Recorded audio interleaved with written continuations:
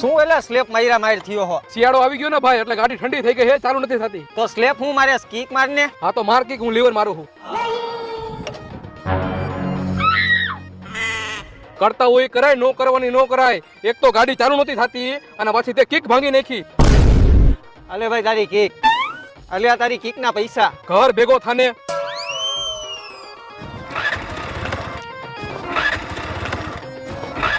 શું કરસ ભાઈ, સ્લેપ મારસ? અરે ભાઈ અત્યારે શિયાળો હાલે, ગાડી ઠરી ગઈ હોય, ગાડીને ગરમ કરવા કિક મારવી પડે. હા તો માર. તમે તો પત્તર ઠોકી હવે.